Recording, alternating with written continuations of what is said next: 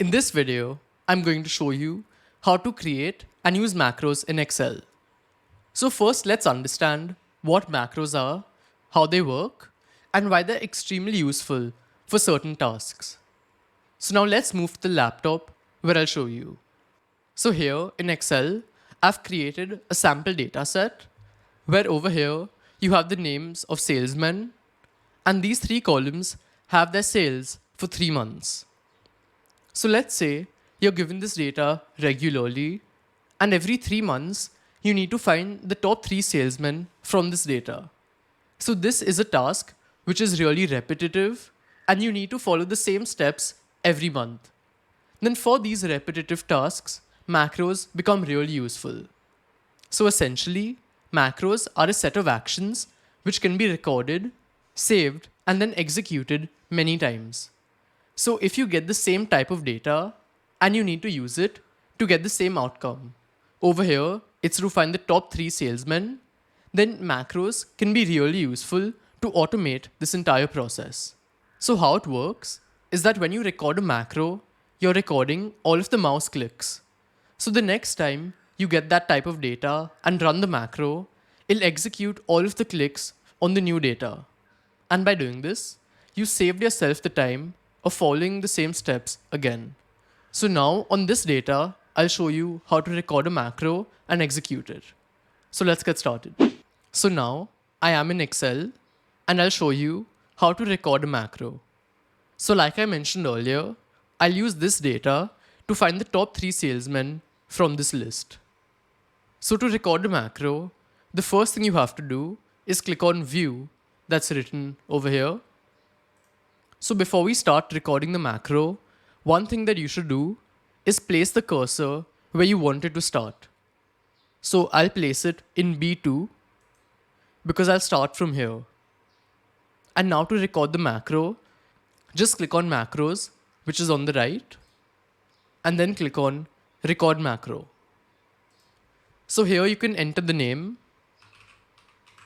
After that, you can create a shortcut. So every time you enter that shortcut, it'll run the macro.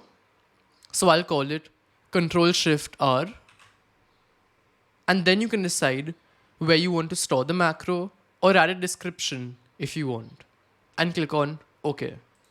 So now it started recording the macro and all of the mouse clicks will be recorded. So now the first thing I'll do is create a new column over here which will add up all of the sales for the 3 months.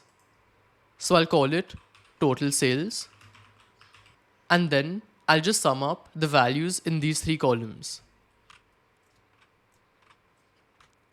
And then I'll just copy this for all the other rows. So now, as you can see, I've got the total sales for all the salesmen in this column.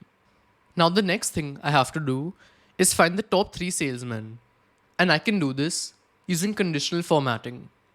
So I'll go to the home page again. After that, I'll select all these values and click on conditional formatting, which is over here. So since I want to find the top 3 values, which they haven't given over here, then I'll have to click on more rules. Over here, select only top or bottom values and change this to 3. Then I can just change the color of the cell. And now I'll click on OK.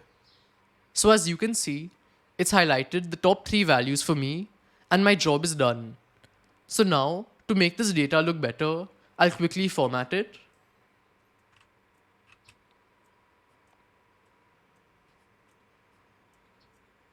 And now let's say this is how we want to submit it. Then we'll have to stop recording the macro now. So I'll go back to View, then click on Macros and click on Stop Recording. So now it has stopped recording and gotten saved. So let's see if it works. So now I've created a new sheet where I've copied the old data which we had, and let's run the macro and see what it does. So before running the macro, there's one thing which you'll have to check, and that is that the starting point for this data is same as that for the macro which you recorded. So as you can see, my data starts from cell B2 which is same as before. So to run it, you have to follow the same steps. Click on View, then Macros, then click on View Macros. Select the macro which you want to run and click on Run. As you can see, it's run the macro and it's the same as before.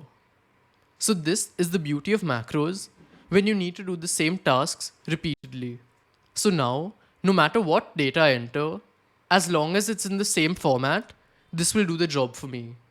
So even if I put different names or values over here, it'll automatically do the job for me and give it to me in this format. So now, there are a couple of more things related to macros which I want you to know. So on a new sheet, I've put the same data, but there's one difference. Earlier, it started from the cell B2, but now it's starting from E3. So the starting position has changed. And now, if I try to run the macro, it won't run. I'll quickly show to you. So here, I run the macro, and this is what it's given to me. It hasn't worked. So to solve this problem, we need to use relative references. But before recording the macro, had I selected this option, which is use relative references, then I could have applied the macro onto this data and it would have worked. Now I'll show you one more thing that you can do. That's insert a button and assign that to a macro. So first, I'll insert the button by going to the insert page that's over here. Then click on shapes and insert any shape you want. Then you can type in anything. So now I've created this button, and to assign it to a macro, I'll just have to right click and click on assign macro. Then select the macro and click on OK. So now let's see if it works. I'll just click on this. So as you can see, the macro has worked and it has given us the top 3 salesmen. So this is basically how it works.